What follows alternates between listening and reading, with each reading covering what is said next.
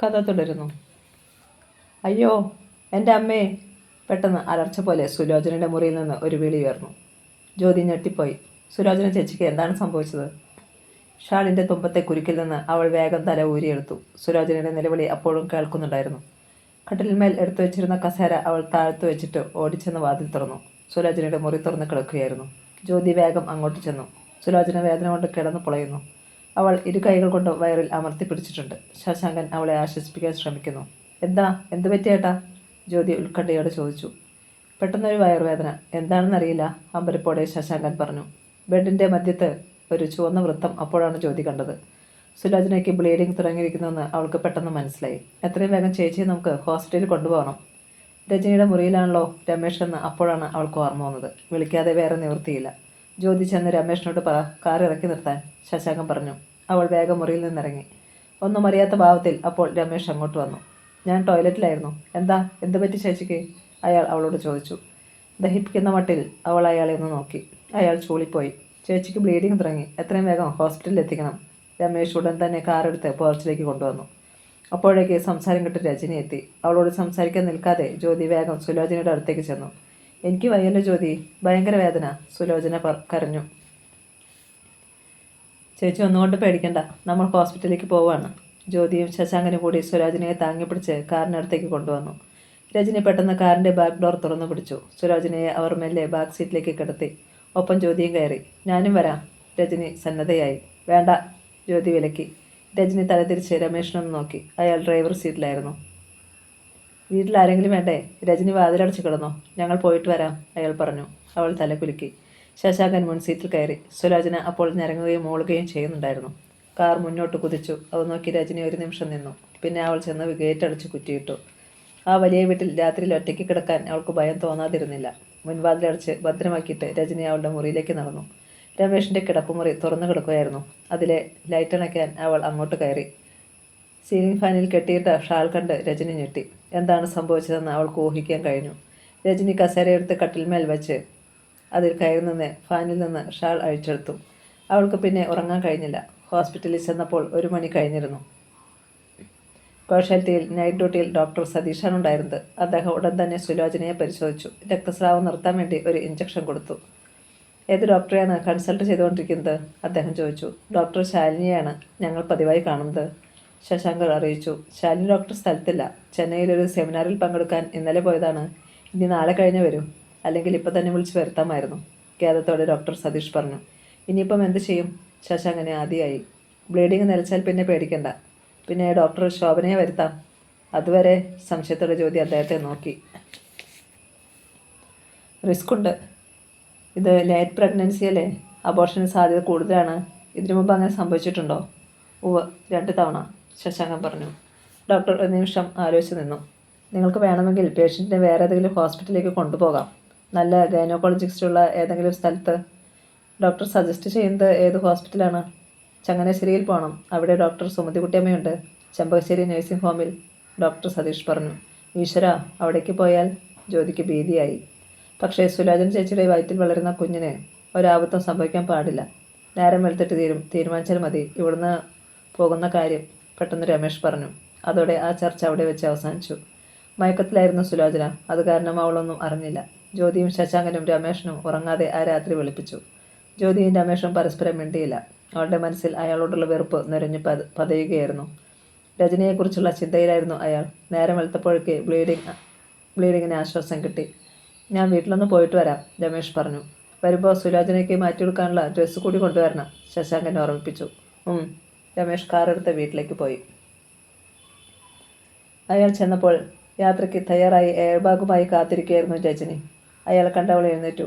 ഞാൻ പോവാ സാറേ, എനിക്കിവിടെ ജോലി ചെയ്യാൻ പറ്റത്തില്ല. അതെന്താ? അയാൾ പകച്ചു നോക്കി. ആത്മഹത്യക്ക് ഉത്തരം പറയാൻ വയ്യ. പോലീസും കോടതിയുമൊക്കെ എനിക്ക് പേടിയാ. ഏജൻസിയിൽ പറഞ്ഞാൽ സാറിന് വേറെ ആളിനെ വിട്ടുതരും. രമേഷ് എത്ര നിർബന്ധിച്ചിട്ടും രജനി നിന്നില്ല.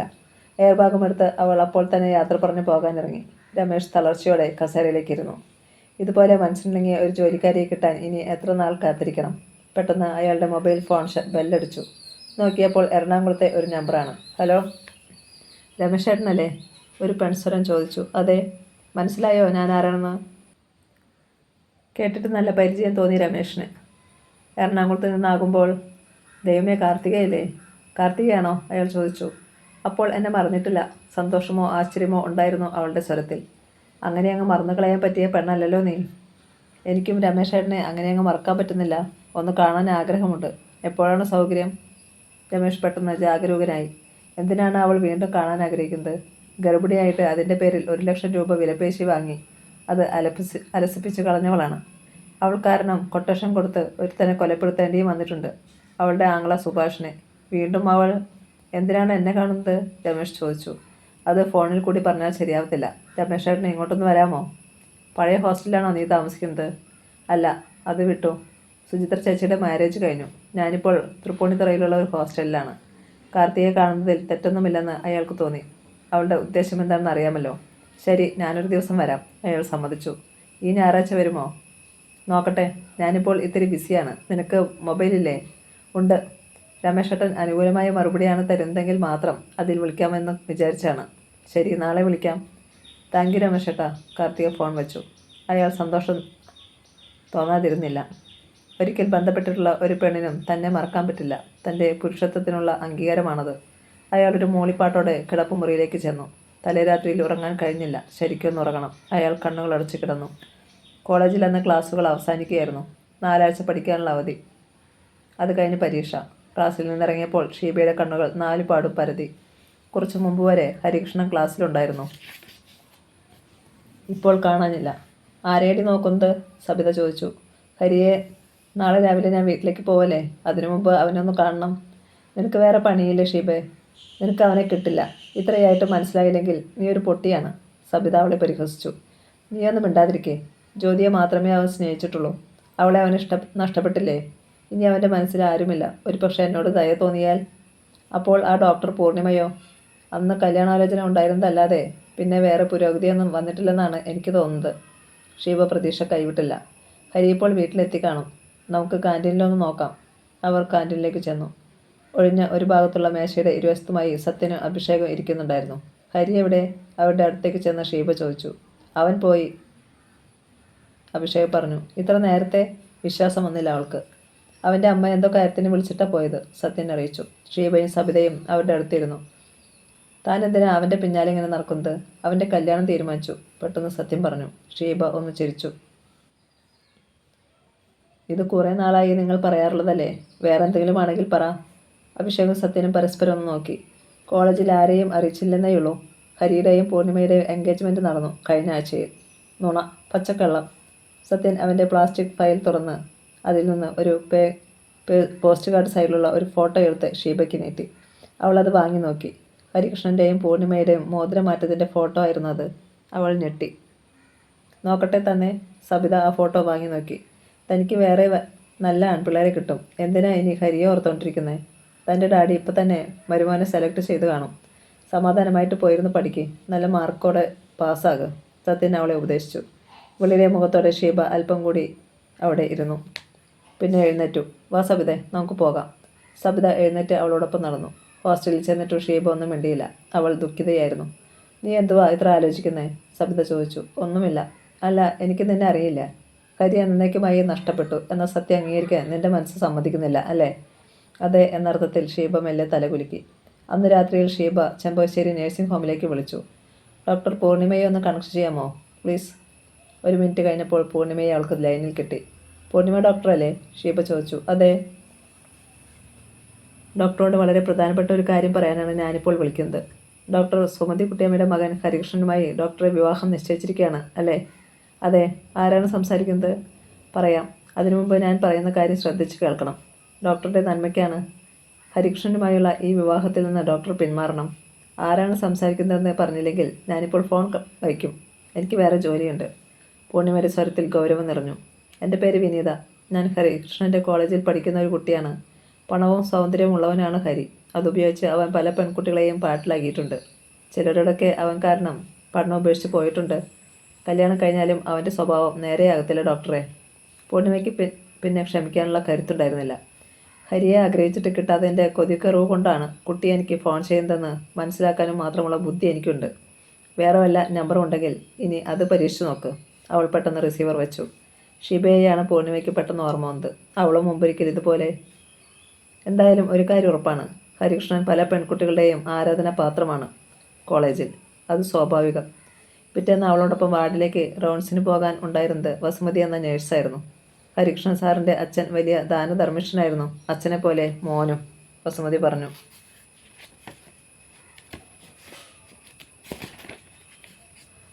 സിസ്റ്റർക്ക് എങ്ങനെ അത് മനസ്സിലായി? പൂർണിമ ചോദിച്ചു. എൻ്റെ ചേച്ചി ഗോമതി അഭയനികേതനല്ല ജോലി ചെയ്യുന്നത്. ഹരികൃഷ്ണൻ സാർ അവിടെ സ്വന്തം ചെലവിൽ ഒരു കുട്ടിയെ വളർത്തുന്നുണ്ട്. പുതിയ അറിവായിരുന്നു പൂർണിമയ്ക്കത്. ഏത് കുട്ടിയെ? അതൊന്നും ചേച്ചി പറഞ്ഞില്ല. ഡോക്ടറും ഹരികൃഷ്ണൻ സാറും തമ്മിലുള്ള കല്യാണം തീരുമാനിച്ചെന്നറിഞ്ഞപ്പോഴാണ് ചേച്ചി ഇക്കാര്യം പറഞ്ഞത്. ഗോമതി പറഞ്ഞ കാര്യം എന്തുകൊണ്ടോ ഒരു കരട് പോലെ പൂർണിമയുടെ മനസ്സിൽ കിടന്നു. അത് അവളെ അസ്വസ്ഥയാക്കാൻ തുടങ്ങി. അന്ന് വൈകുന്നേരം അവൾ അഭയനികേതനിലേക്ക് ചെന്നു. പക്ഷേ ആനന്ദ്ജി അവിടെ ഉണ്ടായിരുന്നില്ല. ഗോമതിയെ കണ്ട് അവൾ സംസാരിച്ചു. അറിഞ്ഞ കാര്യങ്ങൾ പൂർണിമയുടെ മനസ്സ് കൂടുതൽ അസ്വസ്ഥമാക്കുകയാണ് ചെയ്തത്. അന്ന് തന്നെ അവൾ ഹരികൃഷ്ണനെ ഹോസ്പിറ്റലിലേക്ക് വിളിച്ചു വരുത്തി. സ്വന്തം ചെലവിൽ ഹരി അഭയനികേതനിൽ ഒരു കുട്ടിയെ വളർത്തുന്നുണ്ടോ? അവൾ നേരിട്ട് ചോദിച്ചു. ഹരികൃഷ്ണൻ ഒന്ന് പതറി. ഉവ്വ്, ഒരു കുട്ടിയെ ഞാൻ സ്പോൺസർ ചെയ്യുന്നുണ്ട്. അവൻ പെട്ടെന്ന് സമ്മതിച്ചു. പൂർണിമ അവൻ്റെ മുഖത്തേക്ക് ഒന്ന് തറപ്പിച്ചു നോക്കി. അവളുടെ നോട്ടത്തെ നേരിടാൻ അവന് കഴിഞ്ഞില്ല.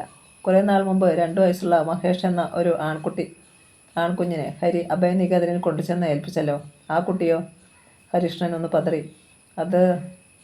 അത് പറയാൻ പറ്റില്ല. അവൻ പെട്ടെന്ന് തലതിരിച്ചു. എന്തുകൊണ്ട്? സാധ്യമല്ല, അത്ര തന്നെ. ഹരികൃഷ്ണൻ പിന്നെ അവിടെ നിന്നില്ല. കാറിൽ കയറി യാത്രയായി. പൂർണിമ അത് നോക്കി പകച്ചു നിന്നു. ക്ലോക്കിൽ മണി 12 അടിച്ചു. ഉറക്കം വരാതെ പൂർണിമ തിരിഞ്ഞു കിടന്നു. എത്ര ചിന്തിച്ചിട്ടും ഹരികൃഷ്ണൻ്റെ കാര്യത്തിൽ അവൾക്ക് ഒരു തീരുമാനമെടുക്കാൻ കഴിഞ്ഞില്ല. 2 വയസ്സുള്ള ആൺകുഞ്ഞിനെ ഹരി കുറേ നാൾ മുമ്പ് അഭയനികേതനിൽ കൊണ്ടുചെന്ന് ഏൽപ്പിച്ചു എന്നത് സത്യം. ആ കുഞ്ഞിൻ്റെ ചെലവിന് വേണ്ടി ഒരു സംഖ്യ ഹരി എല്ലാ മാസവും അഭയനികേതനിൽ എത്തിക്കുന്നുണ്ട് എന്നത് വേറൊരു സത്യം. ഏതോ പെണ്ണിൽ ഹരിക്ക് ജനിച്ച കുഞ്ഞല്ലേ അതെന്ന് എങ്ങനെ വിശ്വസിക്കാൻ പറ്റും? അങ്ങനെയുള്ള ഒരാളെ എങ്ങനെ കല്യാണം കഴിക്കും? കുഞ്ഞിൻ്റെ പിതൃത്വം അവകാശപ്പെട്ട ഒരു പെണ്ണ് പിന്നീട് കയറി വന്നാലോ? പൂർണിമ എഴുന്നേറ്റ് ഫോണെടുത്ത് ഹരികൃഷ്ണൻ്റെ മൊബൈലിലേക്ക് വിളിച്ചു. ഭാഗ്യത്തിന് സ്വിച്ച് ഓഫ് ചെയ്തിട്ടില്ല. ബെല്ല് കേട്ടു. പെട്ടെന്ന് തന്നെ ഹരി ആ കോൾ എടുത്തു. ഹലോ, ഉറങ്ങാൻ കിടന്നായിരുന്നോ? അവൾ ചോദിച്ചു. ഇല്ല, വായിക്കുകയായിരുന്നു. എനിക്ക് ഉറങ്ങാൻ കഴിയുന്നില്ല ഹരി. ഞാനാകെ കൺഫ്യൂഷനിലാണ്. അഭയനികേതനിൽ ഹരി ഏൽപ്പിച്ച കുഞ്ഞ് ആരുടേതാണ്? എൻ്റേതല്ല. നിനക്ക് അക്കാര്യം ഉറച്ചു വിശ്വസിക്കാം. പിന്നെ ആരുടെ കുഞ്ഞാണത്? അക്കാര്യം പറയാൻ തൽക്കാലം പറ്റില്ല. അതറിയാനാണ് ഈ പാതിരാത്രിയിൽ വിളിച്ചതെങ്കിൽ ഗുഡ് നൈറ്റ്. ഹരികൃഷ്ണൻ പെട്ടെന്ന് ഫോൺ വെച്ചു. പൂർണിമയ്ക്ക് ദേഷ്യവും ഒപ്പം സങ്കടവും വന്നു. ഇത്ര ധിക്കാരമുള്ള ഒരു പുരുഷനെ എങ്ങനെ ഭർത്താവായി സ്വീകരിക്കും?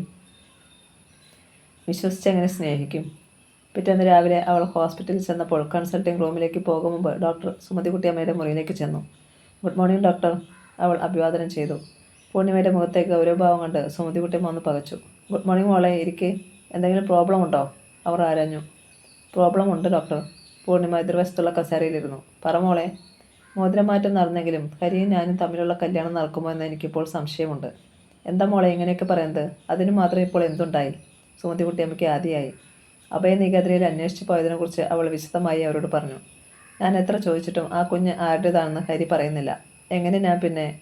ഞെട്ടിത്തെറിച്ച് ഒന്നും മിണ്ടാനാവാതെ സുമതികുട്ടമ്മ ഇരുന്നു. എന്നിൽ നിന്ന് ഒരു കാര്യവും ഒളിച്ചു വയ്ക്കാത്ത ഒരു പുരുഷനെയാണ് ഭർത്താവായി കിട്ടാൻ ഞാൻ ആഗ്രഹിക്കുന്നത്. ഹരിയുടെ കാര്യത്തിൽ അതില്ല. ഞാൻ എൻ്റെ അച്ഛനെയും അമ്മയെയും വിളിച്ച് സംസാരിക്കാൻ പോവാണ്. ഹരി എൻ്റെ വിരലിൽ അണിയിച്ച മോതിരം അത് കഴിഞ്ഞ് ഞാൻ തിരിച്ചു തരുന്നുള്ളൂ. മോളെ അരുത്. ഞാൻ ഹരിയോടൊന്ന് സംസാരിക്കട്ടെ. അതിനു മുമ്പ് അച്ഛനെയും അമ്മയെയും വിളിക്കരുത്, സുമതികുട്ടിയമ്മ അപേക്ഷിച്ചു. പക്ഷേ പൂർണിമ അത് കേൾക്കാൻ നിൽക്കാതെ എഴുന്നേറ്റ് പോയി. സുമതികുട്ടിയമ്മ സ്തബ്ധയായിരുന്നു. അപ്പോഴാണ് രമേശൻ നായർ മുറിയിലേക്ക് കയറി വന്നത്. സുമതികുട്ടിയമ്മയുടെ വിളറിയ മുഖം കണ്ട് അയാളൊന്ന് പതറി. എന്താ ചേച്ചി, എന്ത് പറ്റി? അയാൾ ഉത്കണ്ഠയോടെ ചോദിച്ചു. എനിക്കിങ്ങനെ ഒരു മോൻ ജനിച്ചല്ലോ രമേശ. ഇതിന് മാത്രം എന്ത് പാപമാടാ ഞാൻ ചെയ്തത്? അവരുടെ കണ്ണുകൾ നിറഞ്ഞൊഴുകി. ഹരി എന്ത് ചെയ്തെന്നാ ചേച്ചി പറയുന്നത്? രമേശൻ നായർക്ക് പിടികിട്ടിയില്ല. പൂർണിയുമായുള്ള കല്യാണം നടക്കില്ല. ഞാനിനി എങ്ങനെ മറ്റുള്ളവരുടെ മുഖത്ത് നോക്കും? മോതിരം മാറ്റം നടത്തണ്ടായിരുന്നു. സുമതികുട്ടിയമ്മ കർച്ചിക്കെടുത്ത് കണ്ണീർ തുറച്ചു. അതിനിപ്പോൾ എന്താണ് സംഭവിച്ചത്? രമേശൻ നായർ അക്ഷമനായി. പൂർണിമയിൽ നിന്നറിഞ്ഞ വിവരങ്ങൾ അവർ അയാളോട് പറഞ്ഞു. ചേച്ചി അത് വിശ്വസിച്ചു അല്ലേ? നമ്മുടെ ഹരി അരുതാത്ത ഏതെങ്കിലും ബന്ധത്തിൽ ചെന്ന് ചാടുമെന്ന് വിചാരിക്കുന്നുണ്ടോ? അയാൾ അവരെ കുറ്റപ്പെടുത്തി. പൂർണിമ നേരിട്ട് അന്വേഷിച്ചറിഞ്ഞ കാര്യമാണ്. അവൾ എന്തറിഞ്ഞു? ഹരിയോട് ചോദിച്ചാൽ കാര്യം അറിയാമല്ലോ. അതിന് അഭയനികേതൻ വരെ പോണോ? എനിക്ക് വയ്യ അവനോട് സംസാരിക്കാൻ. നീ ചോദിക്കേ. സുമതികുട്ടിയമ്മ വല്ലാതെ തളർന്നു പോയി. ഞാൻ പോകാം. രമേശൻ നായർ അപ്പോൾ തന്നെ വീട്ടിലേക്ക് ചെന്നു. ഹരികൃഷ്ണൻ അവൻ്റെ മുറിയിലിരുന്ന് വായിക്കുകയായിരുന്നു. എന്താ കുഞ്ഞമാവാ? അയാളുടെ അപ്രതീക്ഷിതമായ വരവ് കൊണ്ട് അവൻ ചോദിച്ചു. ഞാനൊരു കാര്യം ചോദിച്ചാൽ നീ തുറന്നു പറയുമോ? ചോദിക്കൂ കുഞ്ഞമ്മാവ. നീ അഭയനികേതനിൽ കൊണ്ടുചെന്ന് ഏൽപ്പിച്ച കുഞ്ഞ് ആരുടേതാണ്? ഹരികൃഷ്ണൻ ഒന്ന് ചിരിച്ചു. ഓ, ഇതാണോ കാര്യം? എൻ്റെ കുഞ്ഞല്ല. അക്കാര്യത്തിൽ കുഞ്ഞമ്മാവന് ഒരു സംശയവും വേണ്ട. പിന്നെ ആരുടെ കുഞ്ഞാണ്? സത്യത്തിൽ എനിക്കറിയില്ല. ഏറ്റുമാനൂർ അമ്പലത്തിൻ്റെ പരിസരത്ത് നിന്നാണ് എനിക്ക് അവനെ കിട്ടിയത്. അന്നേരം അഭിഷേകും സത്യനും എൻ്റെ കൂടെ ഉണ്ടായിരുന്നു. അന്ന് ഞാൻ ആ കുട്ടിയെ അഭിഷേകിൻ്റെ ചേച്ചിയെ ഏൽപ്പിച്ചു. പിറ്റേന്നാണ് അഭയനികേതനിൽ കൊണ്ടുചെന്നത്. രമേശൻ നായർക്ക് അത് കേട്ടപ്പോൾ ആശ്വാസം തോന്നി. സത്യമാണ് നീ പറയുന്നതെന്ന് എനിക്കറിയാം മോനെ. പക്ഷേ എന്നെ മാത്രം ഇക്കാര്യം ബോധ്യപ്പെടുത്തിയാൽ പോരല്ലോ. പൂർണിമ ആകെ തെറ്റിദ്ധരിച്ചിരിക്കുകയാണ്. എന്നെ വിശ്വാസമില്ലാത്തൊരു പെണ്ണിനെ വിവാഹം ചെയ്യാൻ എനിക്കും ബുദ്ധിമുട്ടുണ്ട്. അതുതന്നെയാണ് അവളും പറയുന്നത്. ഇനിയിപ്പോൾ എന്താണ് ചെയ്യുക? ചിന്താമഗ്നായി രമേശൻ നായർ ഇരുന്നു. അവൾ അമ്മയോട് ഇക്കാര്യം പറഞ്ഞു അല്ലേ? അതെ എന്നർത്ഥത്തിൽ അയാൾ തലകുലുക്കി. എന്ത് തീരുമാനവും എടുക്കാൻ അവൾക്ക് സ്വാതന്ത്ര്യമുണ്ട്. ഒരു പൂർണിമ പോയാൽ വേറൊരു പൂർണിമയെ കിട്ടുമെന്ന് അമ്മയോട് കുഞ്ഞമ്മാവൻ പറ. ഹരികൃഷ്ണൻ വീണ്ടും പുസ്തകം എടുത്ത് തുറന്നു. ഇനി ഇരുന്നിട്ട് കാര്യമില്ലെന്ന് രമേശൻ നായർക്ക് മനസ്സിലായി. അയാൾ വീണ്ടും ഹോസ്പിറ്റലിലേക്ക് പോയി. അന്നുച്ചയ്ക്ക് ഹരികൃഷ്ണന് പൂർണിമയുടെ ഫോൺ വന്നു. ഞാനിപ്പോൾ ക്വാർട്ടേഴ്സിലുണ്ട്. അസൗകര്യമില്ലെങ്കിൽ ഇങ്ങോട്ടൊന്ന് വരാമോ? അവൾ ചോദിച്ചു. വരാം. കാറെടുത്ത് അവൻ ക്വാർട്ടേഴ്സിലേക്ക് ചെന്നു. മുൻവശത്തെ മുറിയിൽ പൂർണിമ കാത്തിരിക്കുന്നുണ്ടായിരുന്നു. അവൾ ഗൗരവഭാവത്തിലായിരുന്നു. വളരെ പ്രധാനപ്പെട്ട ഒരു തീരുമാനം അറിയിക്കാനാണ് കാണണമെന്ന് പറഞ്ഞത്. ഞാൻ ചെമ്പകശ്ശേരി നഴ്സിംഗ് ഹോമിൽ നിന്ന് രാജിവെച്ച് പോവുകയാണ്. അവൾ പറഞ്ഞത് കേട്ടു നിന്നതല്ലാതെ ഹരികൃഷ്ണൻ ഒന്നും പറഞ്ഞില്ല. ഇനി ഇവിടെ വർക്ക് ചെയ്യാൻ എനിക്ക് ബുദ്ധിമുട്ടാണ്. അതിനു മുമ്പ് ഒരു കാര്യം കൂടി അറിയിക്കാനുണ്ട്. നമ്മൾ തമ്മിലുള്ള വിവാഹത്തിന് ഞാൻ തയ്യാറല്ല. ഞാൻ വീട്ടിലേക്ക് വിളിച്ചിരുന്നു. അച്ഛനും അമ്മയും എൻ്റെ തീരുമാനത്തെ ശരിവയ്ക്കുകയും ചെയ്തു. ഇഷ്ടമില്ലാത്തൊരു കല്യാണം പൂർണിമയുടെ ജീവിതം നശിപ്പിക്കും, എൻ്റെയും, അവൻ പറഞ്ഞു. ഹരികൃഷ്ണൻ വിരലിൽ അണിയിച്ച മോതിരം പൂർണിമയുടെ വിരലിൽ നിന്ന് മെല്ലെ ഊരിയെടുത്തു. ഇതാ ഹരിയുടെ മോതിരം. എൻ്റേത് തിരിച്ചു തന്നേക്കൂ. തീരുമാനത്തിന് മാറ്റമില്ല? അവൻ അവസാനമായി ചോദിച്ചു. മാറ്റമില്ല, ഉറച്ചതായിരുന്നു അവളുടെ സ്വരം. പൂർണിമയുടെ പേരുകുത്തിയ മോതിരം ഹരികൃഷ്ണൻ സ്വന്തം വിരലിൽ നിന്ന് ഊരിയെടുത്തു. ഇതാ വാങ്ങിക്കോളൂ. അവർ പരസ്പരം മോതിരങ്ങൾ തിരികെ വാങ്ങി. ഇനി നമ്മൾ ജീവിതത്തിൽ ഒരിക്കലും തമ്മിൽ കാണുകയില്ല. കാണാൻ ഇടവരാതിരിക്കട്ടെ എന്നാണ് എൻ്റെ പ്രാർത്ഥന, അവൾ പറഞ്ഞു. ഇങ്ങനെയൊക്കെ സംഭവിച്ചത് പൂർണിമയുടെ നന്മയ്ക്കാണെന്നാണ് എനിക്ക് തോന്നുന്നത്. എന്നേക്കാൾ നല്ല ഒരാളെ ഭർത്താവായി കിട്ടും, അവൻ ആശംസിച്ചു.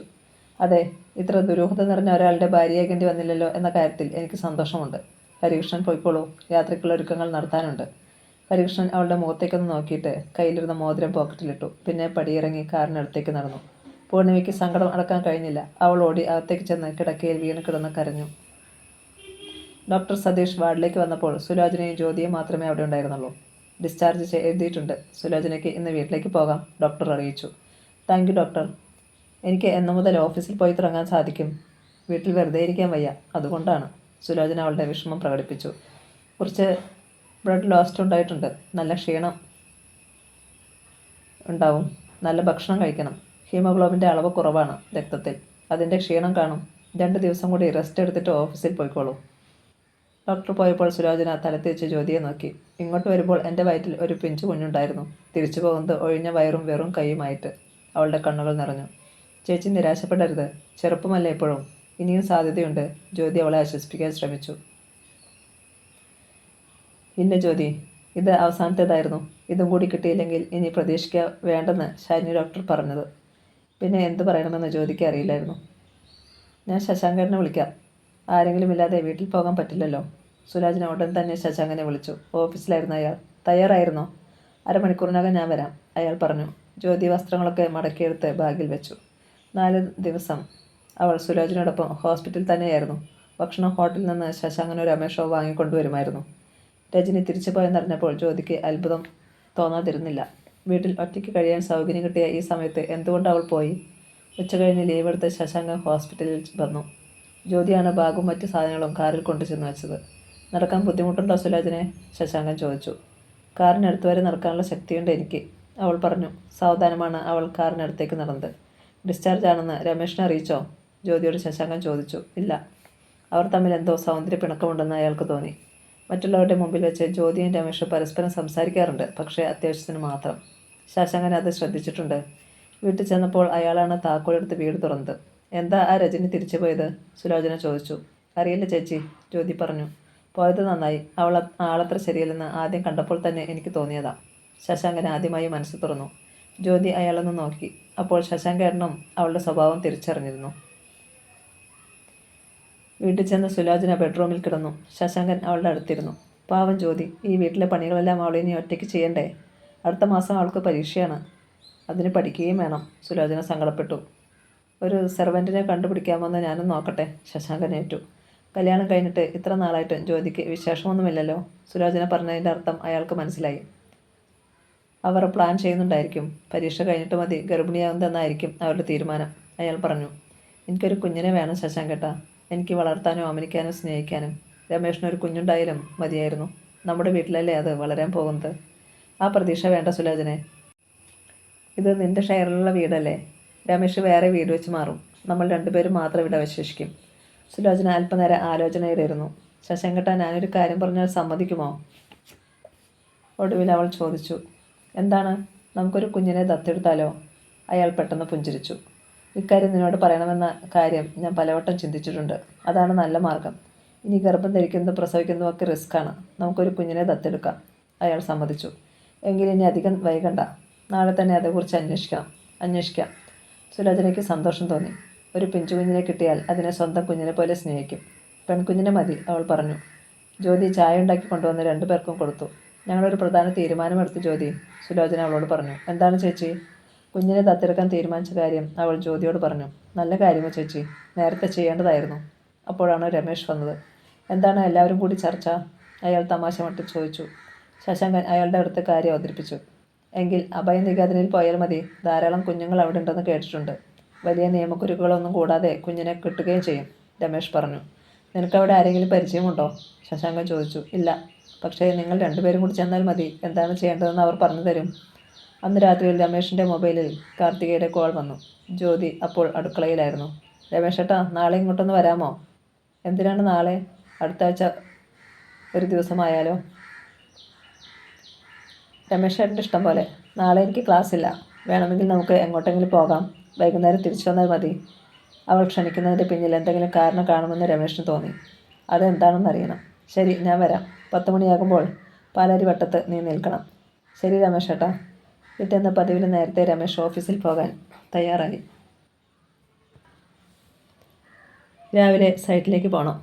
ചിലപ്പോൾ വരാൻ ഇത്തിരി വൈകും, അയാൾ അലസമട്ടിൽ പറഞ്ഞു. ജ്യോതി ഒന്നും മിണ്ടിയില്ല. കാറെടുത്ത് അയാൾ അപ്പോൾ തന്നെ പോയി. നമുക്കിന്നൊരു സ്ഥലം വരെ പോകണം ജ്യോതി, സുലോചന വന്ന് പറഞ്ഞു. എവിടെയാ ചേച്ചി? അഭയനികേതനിൽ. ശശാങ്കട്ടൻ ഇന്നലെ ചെന്ന് അന്വേഷിച്ചു. ഇന്ന് ചെല്ലാനാണ് പറഞ്ഞത്. ഞാനും വരാം.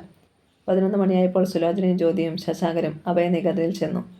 ആനന്ദ്ജി അദ്ദേഹത്തിൻ്റെ മുറിയിലുണ്ടായിരുന്നു. അദ്ദേഹം അവരോട് വിശദമായി സംസാരിച്ചു.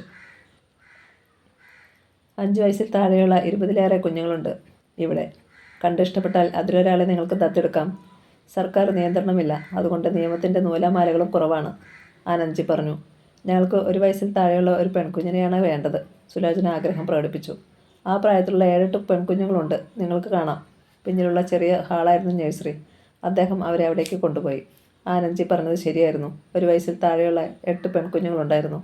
എല്ലാവരെയും സുലോചന കണ്ടു. പക്ഷേ അവൾക്ക് ഒരു കുഞ്ഞിനെ മാത്രമേ കുറച്ചെങ്കിലും ഇഷ്ടപ്പെട്ടുള്ളൂ. എനിക്ക് ഈ കുഞ്ഞിനെ മതി ആൻജി, അവൾ പറഞ്ഞു. കണ്ടാൽ അത്രയൊന്നും ഓമനത്തെ തോന്നിക്കുകയില്ലെങ്കിലും ജ്യോതിക്കും ആ കുഞ്ഞിനെ ഇഷ്ടപ്പെട്ടു. അമ്മുവിൻ്റെ അച്ഛനും അമ്മയും ജീവിച്ചിരിപ്പുണ്ട്. പക്ഷേ അവർക്കറിയില്ല അമ്മു എവിടെയാണെന്ന്. 2 പേരും കുഞ്ഞിനെ ഉപേക്ഷിച്ചതാണ്, ആനന്ദ്ജി പറഞ്ഞു. പെട്ടെന്ന് ഒരു 2 വയസ്സുകാരൻ എവിടെ നിന്നോ അവിടേക്ക് ഓടി വന്നു. സുലോചനയെ കണ്ട് അവനൊന്ന് പകച്ചു നിന്നു. അമ്മേ! പിന്നെ അവൻ ഓടി വന്ന് അവളുടെ കാലുകളിൽ കെട്ടിപ്പിടിച്ചു. സുലോചന വാത്സല്യത്തോടെ അവനെ വാരിയെടുത്തു. അവൻ്റെ പേരെന്താണ്? അവൾ ചോദിച്ചു. മഹേഷ്, അവൻ പറഞ്ഞു. അവൾ അവൻ്റെ കവിളുകളിൽ മാറി മാറി ഉമ്മ വച്ചു. ആനന്ദ്ജി, ഈ കുഞ്ഞിനെ എനിക്ക് ഇഷ്ടപ്പെട്ടു. ഇവനെ ഞങ്ങൾക്ക് തരുമോ? മഹേഷിനെ മാറത്ത് ചേർത്ത് പിടിച്ച് പ്രതീക്ഷയോടെ സുലോചന ചോദിച്ചു. ആനന്ദ്ജി അത് കേട്ട് മന്ദഹസിച്ചു. പെൺകുഞ്ഞിനെ മതിയെന്ന് പറഞ്ഞിട്ട് പെട്ടെന്ന് മനസ്സ് മാറിയോ? എന്താണ് സംഭവിച്ചതെന്ന് അറിയില്ല. മുൻജന്മ ബന്ധമെന്നൊക്കെ നമ്മൾ പറയില്ലേ. ഇവരെ ഞാൻ മുമ്പ് ഒരിക്കലും കണ്ടിട്ടില്ല. എന്നിട്ടും ഓടി വന്ന് എന്നെ അമ്മയെന്ന് വിളിച്ചു. ജ്യോതിക്കും ശശാങ്കനും അത്ഭുതമായിരുന്നു. ആ കുഞ്ഞ് എന്തിനാണ് സുലോചനയോട് ഇത്ര സ്നേഹം കാണിക്കുന്നത്? മിസ്റ്റർ ശശാങ്കൻ എന്തു പറയുന്നു? ആനന്ദ്ജി മെല്ലെ അയാളുടെ നേരെ തിരിഞ്ഞു. ഞങ്ങൾക്ക് ഈ കുഞ്ഞിനെ വേണം.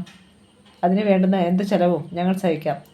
എന്ത് എഗ്രിമെൻറ്റ് വേണമെങ്കിലും വയ്ക്കാം. ഞങ്ങൾ തയ്യാറാണ് ആനന്ദ്ജി, അയാൾ സമ്മതം അറിയിച്ചു.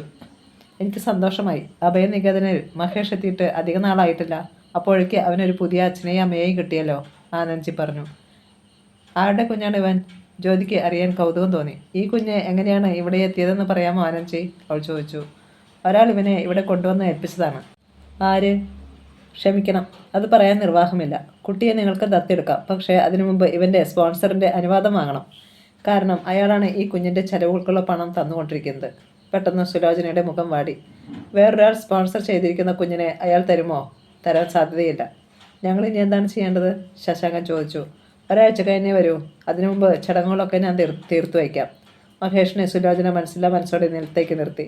അമ്മ പോയിട്ട് വേറൊരു ദിവസം വരാം, മോനെ കൊണ്ടുപോകാൻ. അവൾ കുനിഞ്ഞ് അവൻ്റെ കവിളിൽ ഒരു ഉമ്മ കൊടുത്തു. അമ്മ വരണേ, അവൻ പറഞ്ഞു. ഒരു ആയ വന്ന് മഹേഷിനെ എടുത്തുകൊണ്ടുപോയി. ഇനി ഞങ്ങളുടെ ഭാഗത്തു നിന്ന് എന്താണ് ചെയ്യേണ്ടത്? ആനന്ദ്ജിയോട് ശശാങ്കൻ ചോദിച്ചു. കുട്ടിയുടെ ഭാവി ജീവിതം സുരക്ഷിതമാക്കണം. അതിനുവേണ്ടി കുട്ടിയുടെ പേരിൽ 1,00,000 രൂപ ബാങ്ക് ഡെപ്പോസിറ്റ് വയ്ക്കണം. കുട്ടിക്ക് പ്രായപൂർത്തിയെത്തുന്നതുവരെ ആ തുക ബാങ്കിലുണ്ടാവണം. അത് ചെയ്യാം, അയാൾ ഏറ്റു. 2 ദിവസം കഴിഞ്ഞ് എന്നെയൊന്ന് വിളിക്കൂ. കുഞ്ഞിനെ നിങ്ങൾക്ക് തരാൻ പറ്റുമോയെന്ന് അപ്പോൾ ഞാൻ പറയാം. ശരി, ഞാൻ വിളിക്കാം. അവർ ആനന്ദ്ജിയോട് യാത്ര പറഞ്ഞു വന്ന കാറിൽ കയറി. സുലോചന അതീവ സന്തുഷ്ടയായിരുന്നു. ജ്യോതിയോടൊപ്പം അവൾ കാറിൻ്റെ പിൻസീറ്റിലാണ് ഇരുന്നത്. എന്തോ അവനോട് രക്തബന്ധമുള്ളതുപോലെയാണ് എനിക്ക് തോന്നിയത്. അവൻ അമ്മയെന്ന് വിളിക്കിച്ചപ്പോൾ എൻ്റെ മാറിടങ്ങൾ ചുരന്നുപോയി ജ്യോതി, വാത്സല്യത്തോടെ അവൾ പറഞ്ഞു. അവൻ ശരിക്കും ചേച്ചിയുടെ ചായയുണ്ട്. നമ്മുടെ വീട്ടിൽ വരേണ്ടവനാണെന്ന് എനിക്ക് തോന്നുന്നു ചേച്ചി. ജ്യോതിയും യോജിച്ചു. രമേഷിൻ്റെ അഭിപ്രായം കൂടി ചോദിക്കണം. അവന് വല്ല എതിർപ്പുമുണ്ടോയെന്ന് അറിയണമല്ലോ. ഏയ്, രമേശ് ഏട്ടന് സന്തോഷമേ കാണൂ. ജ്യോതി അവളെ സമാധാനിപ്പിച്ചു.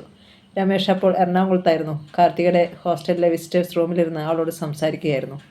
രമേശ് ഏട്ടൻ എന്നെ കാണാൻ വന്നല്ലോ. ഇപ്പോഴാണ് എനിക്ക് സമാധാനമായത്. രമേശ് ഏട്ടന് എന്നോട് പിണക്കം കാണുമെന്നായിരുന്നു എൻ്റെ വിചാരം. ശബ്ദം താഴ്ത്തി അവൾ പറഞ്ഞു. എനിക്ക് നിന്നോടൊരു പിണക്കവുമില്ല മോളെ. കഴിഞ്ഞതൊക്കെ അന്നേ ഞാൻ മറന്നു. എന്തിനാണ് നീ ഇപ്പോൾ എന്നെ കാണാൻ ആഗ്രഹിച്ചത്? ആ പഴയ സ്നേഹം തുടരാൻ എനിക്ക് ആഗ്രഹമുണ്ട്. അയാൾ കാർത്തികയെ ഒന്ന് നോക്കി. ഭംഗിയുള്ള ചുരിദാറാണ് അവൾ ധരിച്ചിരുന്നത്. പണ്ടത്തേതിലും അവളുടെ സൗന്ദര്യം ഏറിയിരുന്നു. കണ്ണുകൾക്ക് കൂടുതൽ തിളക്കം, ചുണ്ടുകൾക്ക് ചുവപ്പ്. പഴയ സ്നേഹം അവസാനിപ്പിച്ചത് ഞാനല്ലല്ലോ, നീയാണ്, പരിഭവസ്വരത്തിൽ അയാൾ പറഞ്ഞു. അതിനെല്ലാം രമേശേട്ടനോട് ഞാനിപ്പോൾ മാപ്പ് ചോദിക്കുന്നു. അന്ന് അങ്ങനെയൊക്കെ സംഭവിച്ചു പോയി. സുചിത്ര ചേച്ചിയാണ് അതിനൊക്കെ കാരണക്കാരി. ചേച്ചി ഉപദേശിച്ചു, ഞാൻ കണ്ണുമടച്ച് അനുസരിച്ചു. സുചിത്ര അത്ര നല്ലവളല്ലെന്ന് പണ്ടേ അയാൾക്ക് തോന്നിയിരുന്നു. അവൾ ഒഴിഞ്ഞു പോയത് തന്നെ ആശ്വാസം. വീട്ടിൽ കുറച്ച് കടമുണ്ടായിരുന്നു. കിട്ടിയ പണം കൊടുത്ത് അതെല്ലാം തീർത്തു. ഒക്കെ സുഭാഷ് അണ്ണൻ വരുത്തി വെച്ചതായിരുന്നു. അണ്ണൻ മരിച്ച സ്ഥിതിക്ക് ഒക്കെ അമ്മയുടെ എൻ്റെയും ചുമലിലായി. അവൾ സ്വന്തം പ്രാരാബ്ദങ്ങൾ അറിയിച്ചു. സുഭാഷിൻ്റേത് കൊലപാതകമായിരുന്നെന്നും അത് ആസൂത്രണം ചെയ്തത് താനാണെന്നും കാർത്തിക ഇപ്പോൾ അറിഞ്ഞാൽ ആ ഓർമ്മയിൽ അയാൾ ഞെട്ടി. വെറുതെ പേടിക്കേണ്ട, ഇനി അതേക്കുറിച്ച് ആരും അറിയാൻ പോകുന്നില്ല. എനിക്ക് രമേശേട്ടൻ്റെ സഹായം വേണം. ഒടുവിൽ കാർത്തിക കാര്യത്തിലേക്ക് കടന്നു. എന്താണ്? ഇടയ്ക്ക് കുറച്ചുനാൾ എനിക്ക് ക്ലാസ് അറ്റൻഡ് ചെയ്യാൻ പറ്റിയില്ലല്ലോ. 6 മാസം കൂടി പഠിച്ചാലേ കോഴ്സ് കംപ്ലീറ്റ് ചെയ്യാൻ പറ്റൂ. 6 മാസം കൂടി എറണാകുളത്ത് താമസിക്കേണ്ടി വരും. എനിക്ക് കയ്യിലൊരു കാശില്ല. അപ്പോൾ അതാണ് കാര്യം. അവൾക്ക് ഇനിയും പണം വേണം. അതിനാണ് സ്നേഹം പുതുക്കുന്നത്. എത്ര രൂപ വേണം നിനക്ക്? മാസം 5,000 രൂപ വെച്ച് എനിക്ക് അയച്ചു തന്നാൽ വലിയ ഉപകാരമായിരുന്നു. രമേശ് ഒന്ന് ആലോചിച്ചു. മാസം 5,000 രൂപ അത്ര കൂടുതലൊന്നുമല്ല. അത് മുതലാക്കാൻ മാർഗമുണ്ട്. താൻ എന്ത് പറഞ്ഞാലും അവൾ ഇനി അതനുസരിക്കും. ഓക്കെ, പക്ഷെ ഒരു കാര്യം, ആഴ്ചയിൽ ഒരിക്കൽ ഞാൻ വരും. നമ്മൾ ഒന്നിച്ച് താമസിക്കും. പിറ്റേന്ന് ഞാൻ തിരിച്ചു പോകൂ. സന്തോഷമേ ഉള്ളൂ രമേശേട്ടാ, പെട്ടെന്ന് അവൾ സമ്മതിച്ചു. ഒടുവിൽ പഴയതുപോലെ കുഴപ്പമൊന്നും ഉണ്ടാക്കരുത്, അയാൾ മുന്നറിയിപ്പ് കൊടുത്തു. ഇല്ല, ഞാൻ ശ്രദ്ധിച്ചോളാം. ഉച്ചയ്ക്ക് അവളെ ഹോട്ടലിൽ കൊണ്ടുപോയി ഒന്നിച്ച് ഊണ് കഴിച്ചിട്ടാണ് രമേശ് മടങ്ങിയത്. രാമപുരത്ത് വന്നപ്പോൾ സന്ധ്യ കഴിഞ്ഞു. ഞങ്ങളിന്ന് അഭയനികേതനയിൽ പോയിട്ടുണ്ടായിരുന്നു. അവിടുത്തെ ഒരു കുഞ്ഞിനെ ചേച്ചിക്ക് ഇഷ്ടപ്പെട്ടു. അവനെ ദത്തെടുക്കാനാണ് തീരുമാനം. ജ്യോതി വിശേഷം അറിയിച്ചു. നന്നായി, ചേച്ചിയുടെ ജീവിതത്തിലേക്ക് അങ്ങനെയെങ്കിലും ഇത്തിരി പ്രകാശം കടന്നു വരട്ടെ, അയാൾ പറഞ്ഞു. രമേശ് നല്ല മൂഡിലാണെന്ന് അവൾ ജ്യോതിക്ക് തോന്നി. പതിവില്ലാത്ത സന്തോഷമുണ്ട് മുഖത്ത്. ഇപ്പോൾ ചോദിച്ചാൽ എന്തും സമ്മതിച്ചേക്കും. എനിക്ക് കോളേജിലൊന്ന് പോയാൽ കൊള്ളാമെന്നുണ്ട്, അവൾ മെല്ലെ വിഷയം അവതരിപ്പിച്ചു. ഇപ്പോൾ സ്റ്റഡി ലീവല്ലേ? ക്ലാസ്സില്ലല്ലോ. പിന്നെ എന്തിനാ പോകുന്നത്? അയാൾ ചോദിച്ചു. ക്ലാസ്സില്ല, എനിക്ക് ലൈബ്രറിയിൽ നിന്ന് 2 പുസ്തകങ്ങൾ എടുക്കണമായിരുന്നു. പരീക്ഷ ഇങ്ങെടുത്തില്ലേ? പഠിക്കാനാണ്. കോളേജിൽ പോകുന്ന വഴി ഹരികൃഷ്ണനെ കാണാനാണോ ഇവളുടെ ഉദ്ദേശം? രമേഷിന് സംശയം തോന്നി. അത്യാവശ്യമാണോ? പുസ്തകങ്ങൾ കിട്ടിയാൽ കൊള്ളാമായിരുന്നു. എങ്കിൽ ഞാൻ കൊണ്ടുപോകാം.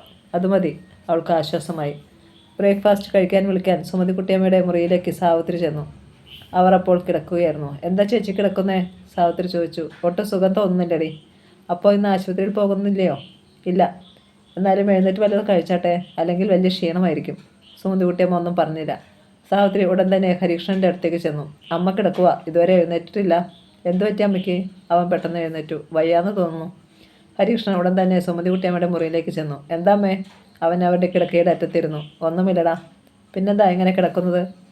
മനസ്സിന് ഒരു സുഖവും തോന്നുന്നില്ല. പിന്നെ ഹോസ്പിറ്റലിൽ ചെന്നിട്ട് എന്ത് ചെയ്യാനാ? തളർച്ചയുണ്ടായിരുന്നു അവരുടെ സ്വരത്തിൽ. സുഖമില്ലാത്തതിൻ്റെ കാരണക്കാരൻ ഞാനാ ഇല്ലയോ? അവർ ഒന്നും മിണ്ടിയില്ല. എന്നെക്കുറിച്ചോർത്ത് അമ്മ വിഷമിക്കണ്ട. ഇത്രയും ആയില്ലേ? പരീക്ഷ കഴിഞ്ഞ് എൻ്റെ കല്യാണം നടത്തിക്കോ. അമ്മ പറയുന്ന പെണ്ണിനെ ഞാൻ കല്യാണം കഴിക്കാം. പൂർണിമ മാത്രമല്ല ഈ നാട്ടിൽ ഡോക്ടറായിട്ടുള്ളത്. അവൻ്റെ വാക്കുകൾ ആശ്വസ്തയോടെയാണ് സുമതികുട്ടിയമ്മ കേട്ടത്. അവർക്ക് ഒരു പുതുജീവൻ കിട്ടിയതുപോലെ അനുഭവപ്പെട്ടു. അല്ലാതെ കല്യാണം കഴിക്കാൻ നിനക്ക് വേറെ തടസ്സമൊന്നുമില്ലല്ലോ മോനെ? ഒരു ഉറപ്പിനായി അവർ ചോദിച്ചു. ഇല്ലമ്മേ, ഞാൻ സ്വതന്ത്രനാ. ഒരു കെട്ടുപാടും എനിക്കില്ല. ചെയ്യാൻ പാടില്ലാത്ത ഒന്നും ഞാൻ ചെയ്തിട്ടില്ല. എനിക്കത് കേട്ടാൽ മതി. സ്നേഹത്തോടെ അവർ അവൻ്റെ കൈപിടിച്ചു. സുമതികുട്ടിയമ്മ എഴുന്നേറ്റു. ബ്രേക്ക്ഫാസ്റ്റ് കഴിച്ചിട്ട് പതിവ് പോലെ അവർ നഴ്സിംഗ് ഹോമിലേക്ക് പോയി. ഹരികൃഷ്ണൻ വീണ്ടും വായിക്കാനിരുന്നു. അപ്പോഴാണ് ആനന്ദ്ജിയുടെ ഫോൺ വന്നത്. ഹരി, എനിക്ക് നിന്നെ ഒന്ന് കാണണമല്ലോ. എപ്പോഴാണ് ഇങ്ങോട്ട് വരാൻ സൗകര്യം? ആനന്ദ്ജി, എന്താണ് വിശേഷം? അവൻ ചോദിച്ചു. നേരിൽ പറയാനുള്ളതാണ്. നിനക്ക് ഇന്നല്ലെങ്കിൽ നാളെ ഇങ്ങോട്ടൊന്ന് വരാമോ? ഹരികൃഷ്ണൻ ഒന്ന് ചിരിച്ചു. എന്തോ അത്യാവശ്യമുണ്ട്.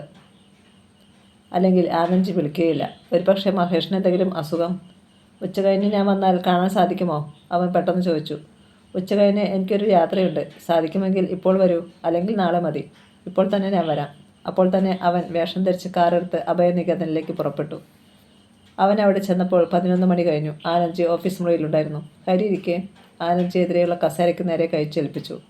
ഹരികൃഷ്ണൻ ഇരുന്നു. മഹേഷിൻ്റെ കാര്യത്തെക്കുറിച്ച് സംസാരിക്കാനാണ് ഞാൻ വിളിച്ചത്. അവൻ്റെ ഭാവിയെക്കുറിച്ച് എന്തെങ്കിലും തീരുമാനമെടുക്കും മുമ്പ് ഹരിയോട് അതേക്കുറിച്ച് ആലോചിക്കണമല്ലോ. കാരണം ഹരിയല്ലേ അവൻ്റെ സ്പോൺസർ. ഹരികൃഷ്ണൻ ഒന്നും പറയാതെ അദ്ദേഹത്തിൻ്റെ മുഖത്തേക്ക് നോക്കിയിരുന്നു. ബാക്കി കൂടി അദ്ദേഹം പറയട്ടെ. മഹേഷിനെ അഡോപ്റ്റ് ചെയ്യാൻ കുട്ടികളില്ലാത്ത ഒരു ദമ്പതികൾ വന്നിട്ടുണ്ട്. അവരവനെ ഇഷ്ടപ്പെട്ടാണ് പോയിരിക്കുന്നത്. ഞാനൊരു തീരുമാനമെടുക്കും മുമ്പ് ഹരിയോടൊരു വാക്ക് പറയണമെന്ന് തോന്നി. മഹേഷ് വളരേണ്ടത് അവൻ്റെ അച്ഛൻ്റെ കൂടെയാണ്. എന്തെങ്കിലും രമേഷിൻ്റെ മനസ്സ് മാറും. മകനെക്കുറിച്ച് അയാൾ അന്വേഷിക്കും. അപ്പോഴേക്ക് അവൻ മറ്റാരുടെയെങ്കിലും സ്വന്തമായി കഴിഞ്ഞാൽ. അത് വേണ്ട ആനന്ദ്ജി. മഹേഷിൻ്റെ ചെലവിനുള്ള പണം ഞാൻ തരാം. അവൻ തൽക്കാലം ഇവിടെ വളരട്ടെ. ആനന്ദ്ജി അവൻ്റെ മുഖത്തേക്ക് നോക്കി. ആ സ്ത്രീയും ഭർത്താവും മഹേഷിനെ വല്ലാതെ ആഗ്രഹിച്ചിട്ടാണ് പോയിരിക്കുന്നത്. അവർ ഇക്കാര്യം അറിയുമ്പോൾ നിരാശപ്പെടും. ഹരിക്ക് ആ കുഞ്ഞിനെ ആവശ്യമില്ലല്ലോ. പിന്നെന്തിനാണ് അവർക്ക് കൊടുത്താൽ? അവനെ ഞാനിവിടെ ഏൽപ്പിച്ചത് വേറൊരാൾക്ക് വേണ്ടിയാണ്. സമയമാകുമ്പോൾ അയാൾ വരും. അവൻ കാരണം അറിയിച്ചു. എങ്കിൽ ഞാൻ നിർബന്ധിക്കുന്നില്ല. മഹേഷിനെ കാണാൻ ശ്രമിക്കാതെയാണ് ഹരികൃഷ്ണൻ അഭയനികേതനിൽ നിന്ന് മടങ്ങിയത്. കണ്ടാൽ ഒരുപക്ഷെ അവനോട് ഒരു ഇഷ്ടം തോന്നിയാലോ? പാടില്ല. അവൻ സ്വന്തം അച്ഛൻ്റെ അടുത്ത് എത്തിച്ചേരേണ്ടവനാണ്. ടൗണിലെത്തിയപ്പോഴാണ് റോഡിൻ്റെ അരികു ചേർന്ന് ഒറ്റയ്ക്ക് നടന്നു പോകുന്ന ജ്യോതിയെ ഹരികൃഷ്ണൻ കണ്ടത്. അവൻ പെട്ടെന്ന് കാർ മുമ്പോട്ടെടുത്ത് ഒരു വശത്തേക്ക് ചേർത്ത് വണ്ടി നിർത്തി. അപ്പോഴേക്ക് അവൾ നടന്നെത്തി. അവൻ കാറിൽ നിന്നിറങ്ങി. ജ്യോതി. അവനെ കണ്ട് അവൾ നിന്നു. അന്ന് രാമപുരത്ത് വന്നപ്പോൾ ഒരിക്കലും തമ്മിൽ കാണരുതെന്ന് നീ എന്നോട് പറഞ്ഞു. ഹൃദയത്തിൽ തട്ടിയാണോ നീ അത് പറഞ്ഞത്? അവൻ ചോദിച്ചു. അല്ല, ഹരിയെ രക്ഷപ്പെടുത്താൻ വേണ്ടിയാണ് ഞാനങ്ങനെ പറഞ്ഞത്. പക്ഷേ നമ്മൾ തമ്മിൽ ഇനി കാണാതിരിക്കുന്നതാണ് എന്തുകൊണ്ടും നല്ലത്. നമ്മൾ മനഃപൂർവ്വം കാണാൻ ശ്രമിക്കണ്ട. പക്ഷേ ഇങ്ങനെ യാദൃശ്യമായി എവിടെയും വെച്ചെങ്കിലും കാണാനിട വന്നാൽ മുഖം തിരിച്ച് നടന്നു കളയണോ? ജ്യോതി അതിന് മറുപടി പറഞ്ഞില്ല. സുഖമാണോ നിനക്ക്? അവൻ ചോദിച്ചു. സുഖമാണ്. രമേഷിനിപ്പോൾ നിന്നെ ഇഷ്ടമാണോ? പിന്നെ നീ ഒറ്റയ്ക്ക് കോളേജിൽ വന്നതാ? രമേശേട്ടൻ കൂടെ വരാനിരുന്നതാ. പക്ഷേ വേറൊരു അത്യാവശ്യം വന്നതുകൊണ്ട്. ടൗണിൽ വരാറുണ്ടോ നീ? 2-3 ദിവസം മുമ്പ് വന്നിരുന്നു. കോളേജിലോ? അല്ല, അഭയനികേതനിൽ. ഹരികൃഷ്ണൻ ആശ്ചര്യത്തോടെ അവളെ നോക്കി. എന്തിന്? രമേശേട്ടൻ്റെ ചേച്ചിക്ക് കുട്ടികളുണ്ടാവില്ല. അവർക്കൊരു കുഞ്ഞിനെ ദത്തെടുക്കാനാണ്. എന്നിട്ട് കിട്ടിയോ കുഞ്ഞിനെ? അവൻ്റെ ആകാംക്ഷ ഉയർന്നു. കുഞ്ഞിനെ കണ്ടുവച്ചു. ഒരാഴ്ച കഴിഞ്ഞ് ചെല്ലാൻ പറഞ്ഞു ആനന്ദ്ജി. ആൺകുഞ്ഞോ പെൺകുഞ്ഞോ? ആൺകുഞ്ഞാണ്. 2 വയസ്സുണ്ട് അവന്. പേര് മഹേഷ്. കാണാൻ നല്ല ഭംഗിയുള്ള കുട്ടിയാണ്. സന്തോഷം നിറഞ്ഞു നിന്നിരുന്നു അവളുടെ വാക്കുകളിൽ. ഹരികൃഷ്ണൻ ഞെട്ടലോടെ അവളെ നോക്കി. എന്താ ഈ ഹരിയുടെ കല്യാണം കാര്യം? അവൾ ചോദിച്ചു. പരീക്ഷ കഴിഞ്ഞ് നടത്താനാണ് പ്ലാൻ. നല്ല കാര്യം. ഞാൻ പോവാണ്. ഇപ്പം തന്നെ ഒരുപാട് വൈകി. ജ്യോതി ധൃതിയിൽ നടന്നുപോയി. അത് നോക്കി അവൻ നിശ്ചലനായി നിന്നു. ഉച്ചകഴിഞ്ഞ് ജ്യോതി രാമപുരത്തെ വീട്ടിലെത്തിയപ്പോൾ സുലോചനയുണ്ടായിരുന്നു അവിടെ. വൈകുന്നേരമാണ് രമേഷ് ഓഫീസിൽ നിന്ന് വന്നത്. നീ നിൻ്റെ വീട്ടിൽ പോയായിരുന്നോ? അയാൾ ചോദിച്ചു. ഇല്ല. വീട്ടിൽ പോകണമെന്ന് ആഗ്രഹമുണ്ടായിരുന്നെങ്കിലും അവൾ പോയില്ല. അച്ഛനെയും അമ്മയെയും സീമയെയും വിവേകിനെയും കണ്ടിട്ട് എത്ര ദിവസമായി. ഇങ്ങോട്ട് ആരും വിളിക്കാറില്ല, അങ്ങോട്ടും വിളിക്കാറില്ല. തന്നെ അവർ എഴുതി തള്ളിയതുപോലെയാണ്. നമുക്ക് അഭയനികേതനിൽ പോകണ്ടായോ? 2 ദിവസം കഴിഞ്ഞപ്പോൾ സുലോചന ചോദിച്ചു. നാളെ പോകാം. ഒരാഴ്ച കഴിഞ്ഞ് ചെല്ലാനല്ലേ പറഞ്ഞത്? ശശാങ്കൻ ഓർമ്മിപ്പിച്ചു. പിറ്റേന്ന് അവർ അഭയനികേതനിൽ പോകാനൊരുങ്ങി. നീയും വരണം രമേഷേ, സുലോചന പറഞ്ഞു. വരാം. അവൻ സമ്മതിച്ചു. 10 മണിയായപ്പോൾ ജ്യോതിയും രമേഷും ശശാങ്കനും സുലോചനയും കൂടി അഭയനികേതനിലേക്ക് പുറപ്പെട്ടു. അഭയനികേതനിൽ ചെന്നപ്പോൾ 4-5 കുട്ടികൾ മുറ്റത്തേക്ക് ഓടി കളിക്കുന്നുണ്ടായിരുന്നു. കാറിൽ നിന്നിറങ്ങിയ രമേശ് അതിൽ ഒരു കുട്ടിയെ കണ്ട് ഞെട്ടി. ഓടിക്കൊണ്ടിരിക്കുന്ന മഹേഷ് പെട്ടെന്ന് രമേശിനെ കണ്ട് ഓട്ടം നിർത്തി. കണ്ണുകൾ വിടർത്തി അവൻ അയാളെ ആശ്ചര്യത്തോടെ നോക്കി. അച്ഛാ! മഹേഷ് ഓടി വന്ന് രമേശിൻ്റെ കാലുകളിൽ കെട്ടിപ്പിടിച്ച് തലയുയർത്തി അയാളുടെ മുഖത്തേക്ക് സന്തോഷത്തോടെ നോക്കി. രമേശ് സ്തംഭിച്ചു നിന്നു. അച്ഛൻ എവിടെയായിരുന്നു? എന്താ എന്നെ കാണാൻ വരാത്തെ? ജ്യോതിയും സുലോചനയും ശശാങ്കനും കൗതുകത്തോടെ ആ കാഴ്ച കണ്ടു നിന്നു. അവന് മഹേഷിന് നല്ല പരിചയമാണെന്ന് തോന്നുന്നല്ലോ. ശശാങ്കൻ അത്ഭുതപ്പെട്ടു. ആദ്യമായിട്ട് കണ്ട എന്നെ അവൻ അമ്മയെന്ന് വിളിച്ചില്ലേ? നമ്മുടെ കുടുംബത്തിൽ ജനിക്കേണ്ട കുഞ്ഞാ അവൻ. മുൻജന്മ ബന്ധമെന്നൊക്കെ പറയുന്നത് ഇതാണ്. സുലോചനയ്ക്ക് ആഹ്ലാദമായിരുന്നു. അത് കേട്ടപ്പോഴാണ് രമേശിന് അല്പം ആശ്വാസമായത്. അയാൾ മഹേഷിനെ വാരിയെടുത്തിട്ട് അവനെ ആദ്യമായി കാണുന്നത് പോലെ നോക്കി. അവൻ്റെ പേരെന്താ? അയാളൊന്നും അറിയാത്ത മട്ടിൽ ചോദിച്ചു. മഹേഷ്. അച്ഛാ, എനിക്ക് ഐസ്ക്രീം വേണം. അവൻ അയാളെ നോക്കി ആവശ്യപ്പെട്ടു. മോന് ഐസ്ക്രീമും ചോക്ലേറ്റും ഒക്കെ അങ്കിൾ മേടിച്ചു തരാം കേട്ടോ. മോനിപ്പോൾ അമ്മയുടെ അടുത്തേക്ക് ചെല്ല്. മഹേഷിനെ അയാൾ സുലോചനയ്ക്ക് കൈമാറി. അവൾ അവൻ്റെ ഇരുകവിളിലും ഉമ്മ വച്ചു. അപ്പോൾ ജ്യോതിക്ക് ഉള്ളിൽ ഒരു നീറ്റൽ അനുഭവപ്പെട്ടു. എന്നാണ് തനിക്ക് ഇതുപോലൊരു കുഞ്ഞ് ജനിക്കുന്നത്? എന്നാണ് ആ കുഞ്ഞിനെ വാരിയെടുത്ത് ഇതുപോലെ ഉമ്മ വയ്ക്കുന്നത്? പരീക്ഷ കഴിഞ്ഞ് ഡോക്ടറെ വീണ്ടും കാണാൻ പോകണം. ഇനി താൻ ഗർഭം ധരിക്കാൻ തയ്യാറാണെന്ന് പറയണം. നമുക്ക് ആനന്ദിയെ കാണാം, വരൂ, ശശാങ്കൻ പറഞ്ഞു. നിങ്ങൾ രണ്ടുപേരും കൂടെ പോയിട്ട് വാ, ഞങ്ങളിവിടെ നിൽക്കാം, രമേശ് പറഞ്ഞു. സുലോചനയും ശശാങ്കനും കൂടി മഹേഷുമൊത്ത് അഭയനികേതൻ്റെ ഓഫീസിലേക്ക് പോയി. കാറിനടുത്ത് തന്നെ ജ്യോതിയും രമേഷും നിന്നു. ചേച്ചിക്ക് എന്തായാലും നല്ല ഭംഗിയുള്ള ഒരു കുഞ്ഞിനെ തന്നെ കിട്ടി അല്ലേ? അവൾ പറഞ്ഞു. രമേഷ് മൂളിയതേയുള്ളൂ. ആ കുഞ്ഞിനെ അതിൻ്റെ അച്ഛനും അമ്മയ്ക്കും എങ്ങനെ ഉപേക്ഷിക്കാൻ മനസ്സ് വന്നു? ദുഷ്ടരാണ് അവർ. അവളുടെ വാക്കുകളിൽ വെറുപ്പ് പുകഞ്ഞു. ചിലപ്പോൾ കല്യാണം കഴിക്കാതെ ജനിച്ച കുഞ്ഞായിരിക്കും. ഗർഭിണിയാണെന്നറിഞ്ഞപ്പോൾ അയാൾ അവളെ കയ്യൊഴിഞ്ഞു കാണും. പുരുഷന്മാർക്ക് പൊടിയും തട്ടി പോകാൻ എളുപ്പമാണല്ലോ. ഒന്നും മിണ്ടാതിരിക്കാമോ നിനക്ക്? അരിശത്തോടെ അയാൾ അവളെ ഒന്ന് നോക്കി. ജ്യോതിയും തലതിരിച്ച് അയാളെ നോക്കി. ആ കുഞ്ഞിൻ്റെ അച്ഛനെക്കുറിച്ചല്ലേ ഞാൻ പറഞ്ഞത്? അതിന് രമേശേട്ടൻ ഇതിനാ കോപിക്കുന്നേ? അത് പിന്നെ ഇങ്ങനെയുള്ള സ്ഥലത്ത് വെച്ച് നമ്മൾ ഈ രീതിയിലൊന്നും സംസാരിക്കാൻ പാടില്ല. അല്പനേരത്തേക്ക് രണ്ടുപേരൊന്നും പറഞ്ഞില്ല. ആ കുഞ്ഞിനെ ആരോ സ്പോൺസർ ചെയ്യുന്നുണ്ടെന്നും അതുകൊണ്ട് തരാൻ പറ്റില്ലെന്നുമാണ് കഴിഞ്ഞാഴ്ച വന്നപ്പോൾ ആനന്ദ്ജി പറഞ്ഞത്. ഇപ്പോൾ സ്പോൺസറുടെ മനസ്സ് മാറിയോ? ആരോടുന്നില്ലാതെ ജ്യോതി പറഞ്ഞു. രമേശ് ഞെട്ടലോടെ അവളെ നോക്കി. ഏറ്റുമാനൂർ അമ്പലത്തിൻ്റെ മുമ്പിൽ വെച്ച് ഉപേക്ഷിച്ച മഹേഷിനെ ആരോ എടുത്ത് അഭയനികേതനിൽ എത്തിച്ചു കാണും. ആരാണ് അത് ചെയ്തത്? ആരാണ് അവൻ്റെ സ്പോൺസർ? രഹസ്യമായി അതറിയണം. എന്തായാലും നല്ലൊരു കുഞ്ഞല്ലേ അവൻ. സുലോചന ചേച്ചിയുടെ അതേ നിറം, ചായയുമുണ്ട്, ജ്യോതി പറഞ്ഞു. രമേശ് ശരിവയ്ക്കുന്ന മട്ടിൽ മോളി. 1 മണിക്കൂറോളം കാത്തു നിൽക്കേണ്ടി വന്നു രണ്ടു പേർക്കും. ഒടുവിൽ മഹേഷിനെയും കൊണ്ട് സുലോചനയും ശശാങ്കനും പുറത്തേക്കിറങ്ങി. ഒപ്പം ആനന്ദ്ജിയും അഭയനികേതനിലെ മുതിർന്ന കുട്ടികളും ജോലിക്കാരും ഉണ്ടായിരുന്നു. അവർ കാറിനടുത്തേക്ക് വന്നു. ഞങ്ങൾ പോയിട്ട് വരാം ആനന്ദ്ജി, സുലോചന യാത്ര പറഞ്ഞു. ആവട്ടെ, ഇടയ്ക്കൊക്കെ മഹേഷിനെ കൊണ്ടുവരണം. ഞങ്ങൾക്ക് അവനെ കാണണം, ആനന്ദ്ജി പറഞ്ഞു. തീർച്ചയായും ഞങ്ങൾ വരാം, ശശാങ്കൻ ഉറപ്പ് കൊടുത്തു. അവർ കാറിൽ കയറി. ഡോർ അടഞ്ഞു. വണ്ടി മുന്നോട്ട് നീങ്ങി. ഒരുപാട് കൈകൾ വായുവിൽ വീശുന്നത് കാറിൽ നിന്ന് പിന്നിലേക്ക് നോക്കിയപ്പോൾ ജ്യോതി കണ്ടു. മുൻസീറ്റിൽ രമേഷിനോടൊപ്പമായിരുന്നു അവൾ.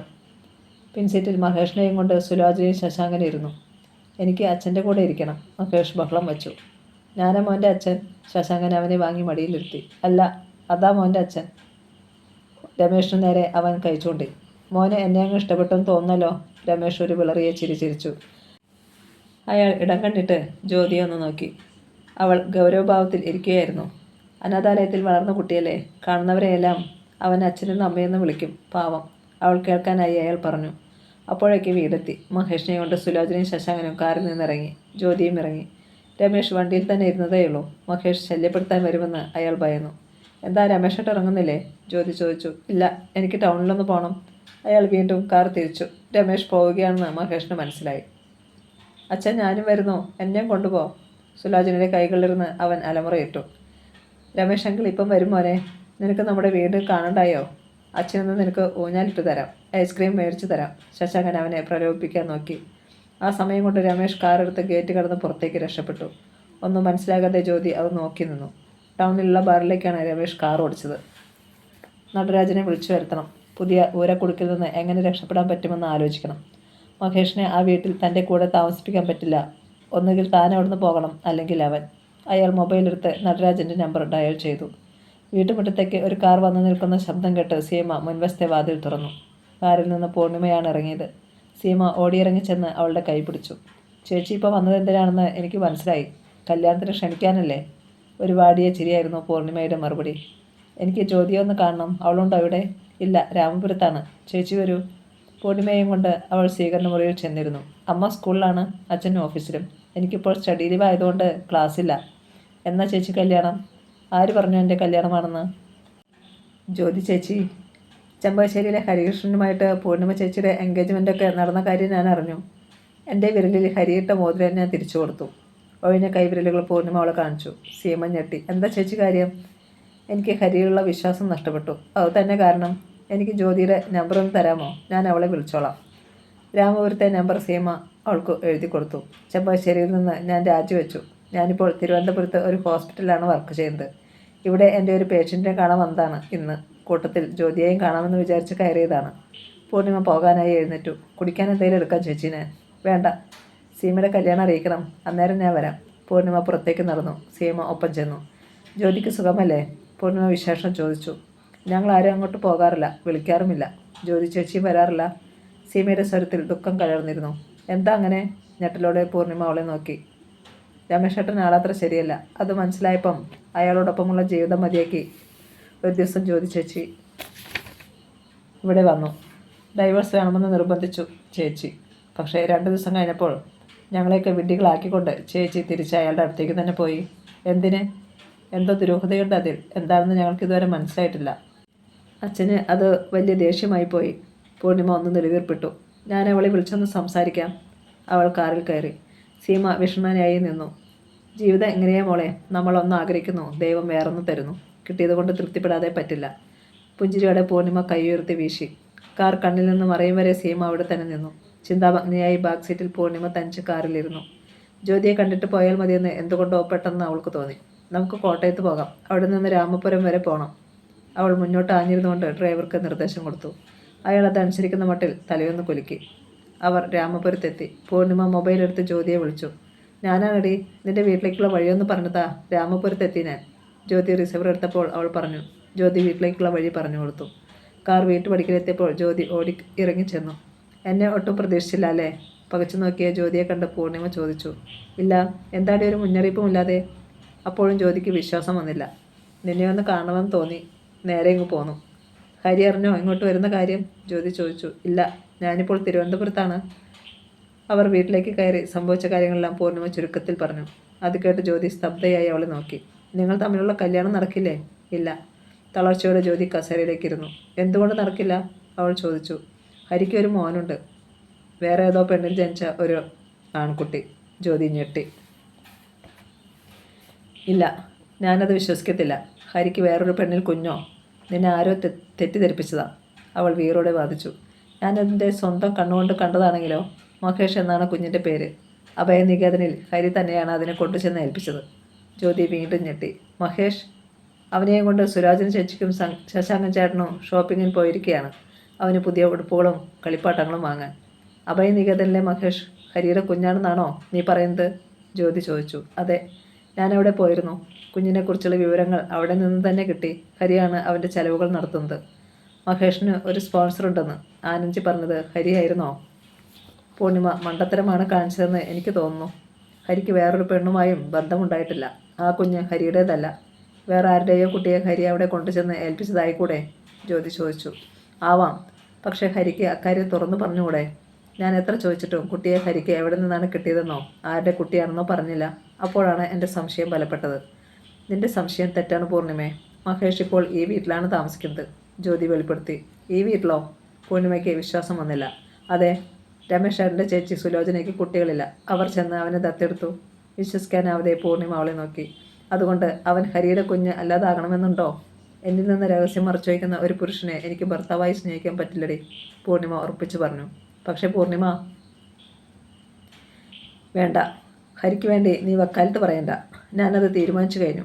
ഞാൻ നിൻ്റെ വീട്ടിൽ പോയിട്ടാണ് വരുന്നത്. സീമ ചില കാര്യങ്ങൾ പറഞ്ഞു. നിനക്ക് എന്തെങ്കിലും പ്രോബ്ലം ഉണ്ടോ? ഏയ്, അങ്ങനെയൊന്നുമില്ല, അവൾ ഒഴിഞ്ഞു. എങ്കിൽ സാരമില്ല, എനിക്ക് ഇരിക്കാൻ സമയമില്ലടി. ഇനി തിരുവനന്തപുരം വരെ പോകണ്ടേ? നിങ്ങൾ ആ വഴി വന്നാൽ എന്നെ വിളിക്കണം കേട്ടോ. പൂർണിമ യാത്ര പറഞ്ഞു പോയി.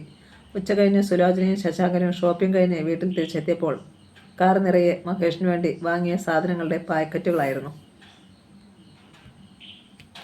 മഹേഷിനെ കയ്യിൽ വാങ്ങി അവൾ അവൻ്റെ മുഖത്തേക്ക് തുറച്ചു നോക്കി. ഹരിയുടെ ചായയുണ്ടോ അവന്? ഇല്ല, ഒട്ടുമില്ല.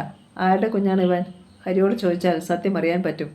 അന്ന് രാത്രിയും പതിവിലും വൈകിയാണ് രമേശ് വീട്ടിലെത്തിയത്. അപ്പോഴേക്കും മഹേഷ് ഉറങ്ങിക്കഴിഞ്ഞിരുന്നു. അവനിൽ നിന്ന് രക്ഷപ്പെടാൻ അയാൾ താൽക്കാലികമായി കണ്ടുപിടിച്ച മാർഗമാണിത്. രാത്രി കഴിയുന്നത്ര വൈകി വീട്ടിലെത്തുക, രാവിലെ കഴിയുന്നത്ര നേരത്തെ ഓഫീസിലേക്ക് പോവുക. മഹേഷ് നേരത്തെ ഉറങ്ങിയോ?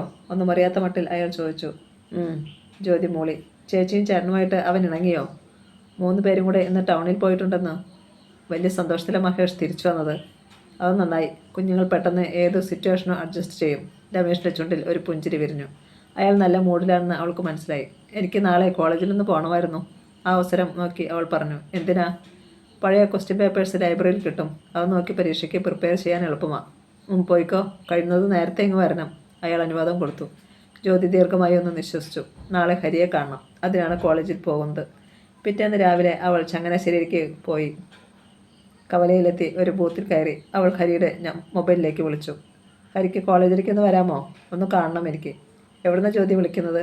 ഞാനിവിടെ ബൂത്തിൽ നിന്ന്. 10 മിനിറ്റിനകം ഞാൻ കോളേജിൽ വരാം. ലൈബ്രറിയിൽ കാണും ഞാൻ, അവൾ അറിയിച്ചു.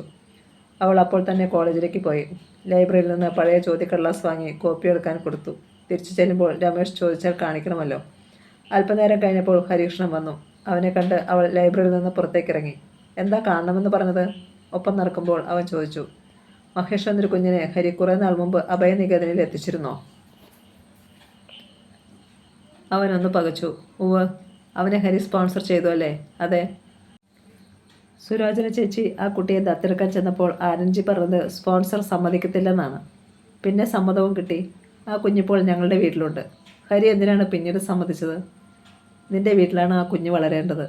നിന്റെ വീട്ടിലേക്കാണ് അവൻ വരുന്നതെന്ന് അറിഞ്ഞുകൊണ്ടാണ് ഞാൻ സമ്മതിച്ചത്, അവൻ വിശദീകരിച്ചു. മനസ്സിലായില്ല. ഇത്രയായിട്ടും നിനക്ക് മനസ്സിലായില്ലേ ജ്യോതി? അവൻ മരിച്ചുപോയ മായയിൽ നിന്റെ ഭർത്താവിന് ജനിച്ച കുട്ടിയാണ്.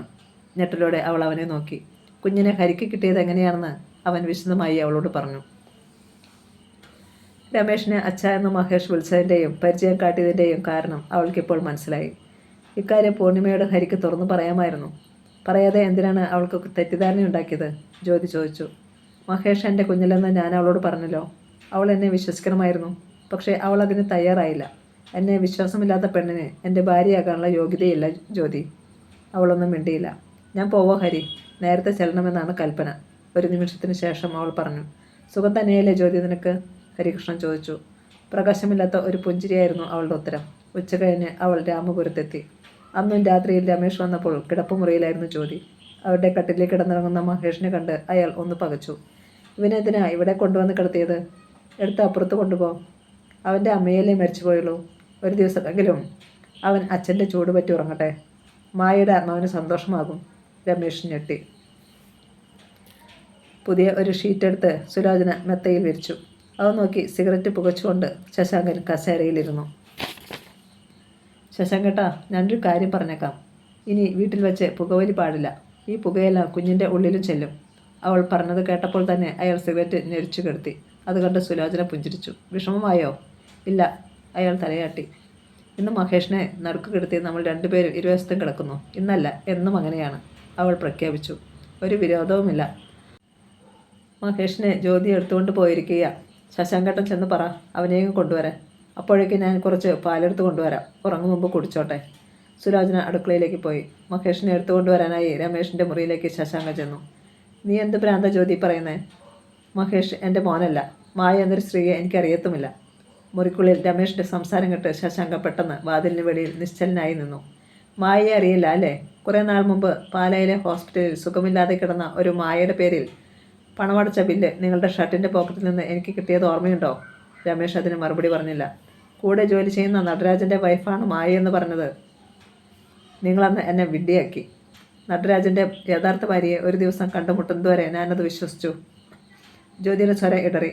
മനസ്സിലെ ക്ഷോഭം അടക്കാൻ അവൾ വല്ലാതെ പാടുപെട്ടു. ആ മായയുടെ മോനാണ് ഇവനെന്ന് ആരാ നിന്നോട് പറഞ്ഞത്? ഒക്കെ നിന്റെ തോന്നല. നീ വെറുതെ ഓരോന്ന് സംശയിച്ച് ഉണ്ടാക്കുകയാ. ഇവൻ എന്നെ അച്ഛ എന്ന് വിളിച്ചത് കൊണ്ടാണോ നീ? അല്ല, മായ ഹോസ്പിറ്റലിൽ വെച്ച് മരിച്ചപ്പോൾ അവരുടെ സഹോദരനല്ലേ മഹേഷിനെ നിങ്ങളുടെ കയ്യിൽ പിടിച്ചേൽപ്പിച്ചത്.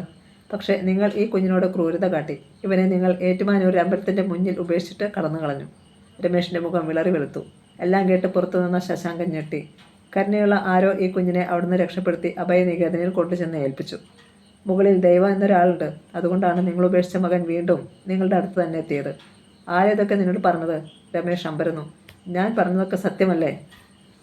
അതെന്തെങ്കിലും ആകട്ടെ, ആരേതൊക്കെ നിന്നോട് പറഞ്ഞത് അതെനിക്കറിയണം. രമേശ് ചടിച്ചു.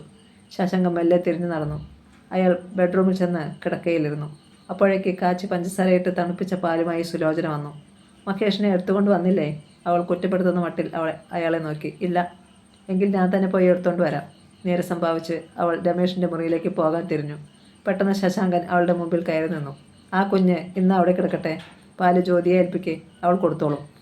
മനസ്സിലാകാത്ത മട്ടിൽ സുലോചന അയാളെ തുറച്ചു നോക്കി. എന്താ ശശാങ്കേട്ട പറയുന്നത്? നമ്മൾ ദത്തെടുത്ത് കൊണ്ടുവന്ന കുഞ്ഞാണവൻ. ജ്യോതിയും രമേഷും കൂടുതൽ അടുപ്പം കാണിച്ചാൽ അവനെ നമുക്ക് നഷ്ടപ്പെടും. എന്നാലും സാരമില്ല. രമേഷ് നിന്റെ ആംഗ്ലയല്ലേ, അന്യനൊന്നുമല്ലല്ലോ. ശശാങ്കേട്ടൻ എന്തോ മനസ്സിൽ വെച്ചുകൊണ്ടാണ് സംസാരിക്കുന്നത്. അല്ലെങ്കിൽ മഹേഷിനെ ശശാങ്കേട്ടൻ വെറുക്കുന്നു. എന്താണ് സത്യം? എനിക്കറിയണം. സുലോചന വാശി പിടിച്ചു. പറയാം, പക്ഷേ നീ ഞെട്ടരുത്. ഇക്കാര്യം രമേഷിനോട് ചോദിക്കാനും പാടില്ല. അയാൾ മുന്നറിയിപ്പ് കൊടുത്തു. ഇല്ല, പറ ശശാങ്കേട്ട. സുലോചനയ്ക്ക് ആകാംക്ഷയായി. രമേഷിൻ്റെ കുഞ്ഞാണ് മഹേഷ്, സ്വന്തം രക്തത്തിൽ പിറന്ന മകൻ. വിശ്വസിക്കാനാവാതെ അവൾ അയാളെ നോക്കി. ആര് പറഞ്ഞു ശശാങ്കനോട് ഇക്കാര്യം? ഇരിക്കെ പറയാം. സുലോചന തളർച്ചയോടെ അയാളുടെ അടുത്തിരുന്നു. ചെമ്പകശ്ശേരി നഴ്സിംഗ് ഹോമിൻ്റെ ഓഫീസിലിരിക്കുമ്പോഴാണ് രമേശൻ നായരുടെ മേശപ്പുറത്തെ ഫോൺ ബെല്ലടിച്ചത്. അയാൾ കൈനീട്ടി റിസീവർ എടുത്തു. ഹലോ, ഹരിയുടെ കുഞ്ഞമ്മാവനല്ലേ?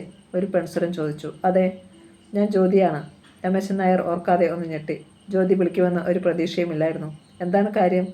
എനിക്ക് കുഞ്ഞമ്മാവനൊന്ന് കാണണം, എത്രയും വേഗം. അന്ന് താൻ കാലു പിടിച്ച് അപേക്ഷിച്ചിട്ടാണ് അവൾ ഭർത്താവിൻ്റെ വീട്ടിലേക്ക് തിരിച്ചു പോയത്. അയാളുടെ വീണ്ടും പിണങ്ങി സ്വന്തം വീട്ടിലേക്ക് മടങ്ങി വന്ന് കാണുമോ അവൾ? അതോ അന്നങ്ങനെ ചെയ്തതിന് പ്രത്യുപകാരം എന്തെങ്കിലും ആവശ്യപ്പെടാനാണോ? ഏയ്, സ്വാർത്ഥയല്ല അവൾ. ജ്യോതി എവിടെയാണിപ്പോൾ?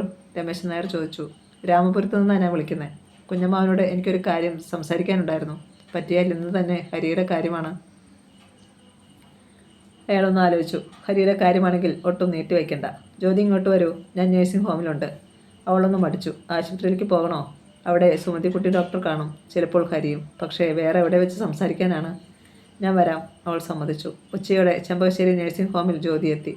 അഡ്മിനിസ്ട്രേഷൻ മാനേജർ രമേശൻ നായരുടെ മുറി കണ്ടുപിടിക്കാൻ അവൾക്ക് പ്രയാസം വന്നില്ല. മുറിയിൽ അയാൾ മാത്രമേ ഉണ്ടായിരുന്നുള്ളൂ. ഇരിക്കു ജ്യോതി. രമേശൻ നായർ സ്നേഹപൂർവ്വം അവളെ സ്വീകരിച്ചു. മേശയുടെ എതിർവശത്തിട്ടിരുന്ന കസേരകളിലൊന്നിൽ അവൾ ഇരുന്നു.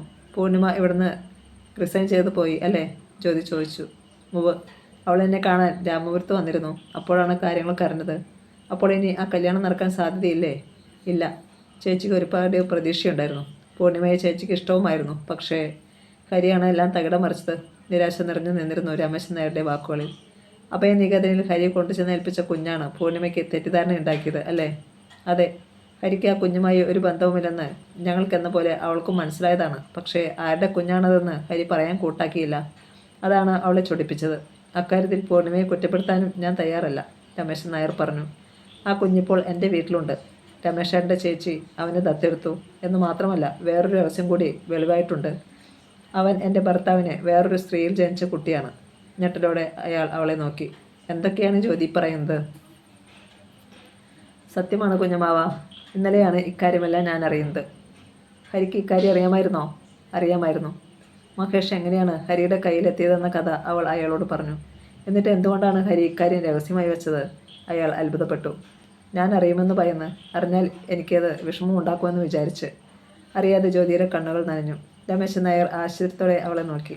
അവൾ മെല്ലെ മുഖം കുനിച്ചു. ഇനിയിപ്പം എന്ത് ചെയ്യും മോളെ? ഇക്കാര്യം പറയാനാണ് ഞാനിപ്പോൾ വന്നത്. കുഞ്ഞമ്മാവൻ എത്രയും പെട്ടെന്ന് തിരുവനന്തപുരത്ത് ചെന്ന് പൂർണിമയെ കാണണം. സത്യം മുഴുവൻ അറിയിക്കണം. എല്ലാം മനസ്സിലാകുമ്പോൾ അവൾ കല്യാണത്തിന് സമ്മതിക്കും. എനിക്ക് വിശ്വാസമില്ല മോളെ. നിഷേധാർത്ഥത്തിൽ രമേശൻ നായർ തലയാട്ടി. വേണമെങ്കിൽ ഞാനും കൂടെ വരാം. പൂർണിമയെ കൊണ്ട് ഞാൻ സമ്മതിപ്പിക്കാം. അയാൾ അവളുടെ മുഖത്തേക്ക് നോക്കി ഒരു നിമിഷം ഇരുന്നു.